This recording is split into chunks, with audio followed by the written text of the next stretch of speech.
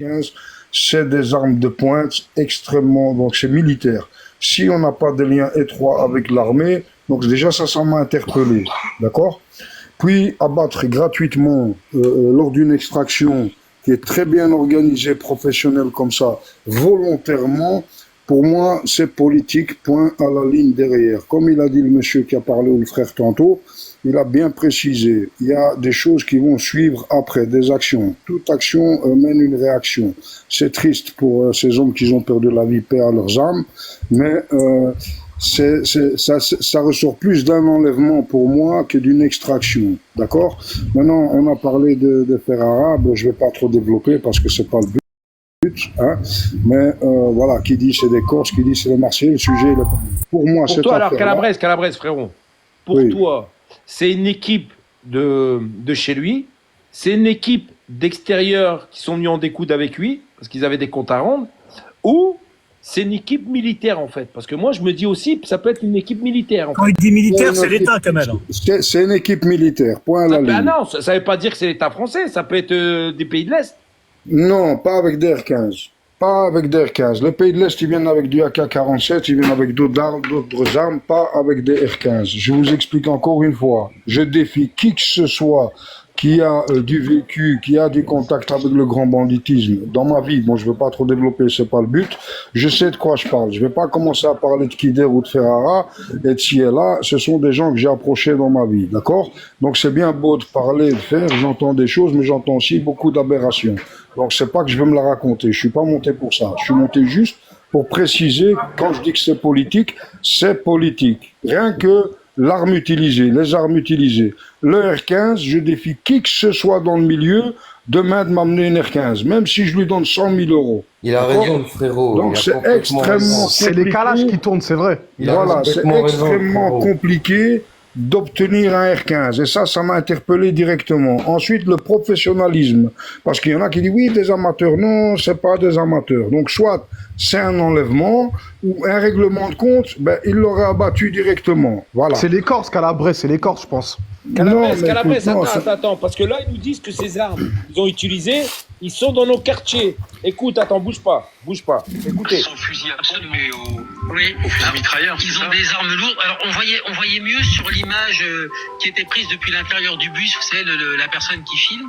On voyait que l'arme, c'était soit un HK G36, soit un AR-15. Mais en tout cas, la structure est la même. La structure, c'est la platine de l'arme, la poignée, le chargeur. La platine, c'est la platine AR-15, voilà, c'est ça.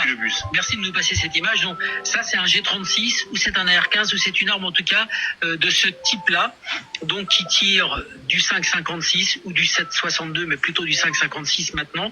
C'est une arme d'assaut, c'est l'arme des groupes d'intervention, du RAID, c'est l'arme du GIGN. Donc, et puis, c'est une arme qu'on trouve maintenant dans les banlieues. Dans les banlieues, il n'y a pas que les Kalachnikov et que les 11,43. Maintenant, on a des armes qui viennent d'Ukraine. Je crois qu'il y a 2 jours. Attends, je vais Des armes qui expliquer. viennent d'Ukraine qui sont dans les quartiers. Oui, non, mais attends, mon frère, je vais expliquer ça autrement. Parce que on peut être interviewé, montré et raconter n'importe quoi, même si on présente l'arme. Voilà, ça c'est une chose. Par exemple, je vais expliquer. Moi, je vis en Belgique, d'accord? Ok?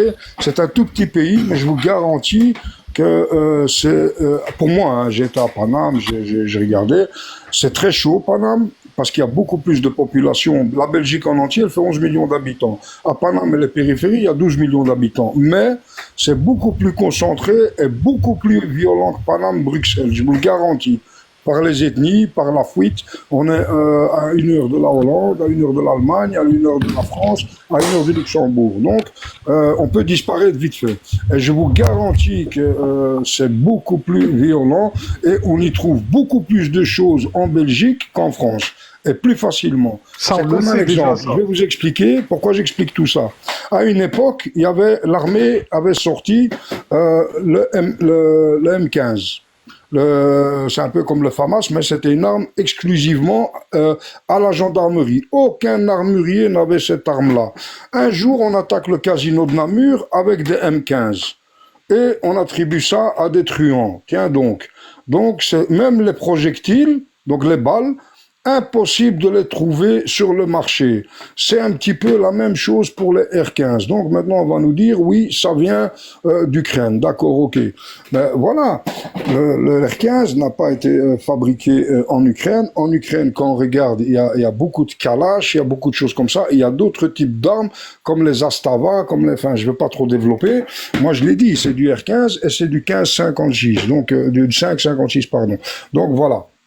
Donc, c'est pas quelque chose de courant. Maintenant que des groupuscules, mouvements politiques s'arrangent pour mettre en circulation ce type d'armes afin qu'elles puissent finir dans les cités, c'est une chose. Mais ça n'explique toujours pas le professionnalisme de ce commando. Et si c'est pour régler des affaires, ben, ils la battent sur place. Moi, je pense plus à un enlèvement. Ça ressemble plus à un enlèvement qu'une extraction. Ni plus ni moins. Après, il y a une idée, à mon avis, si c'est un enlèvement, ce sera politique. Et je vous garantis qu'on ne retrouvera jamais ce bonhomme vivant. Pour pas qu'il parle. À Calabres,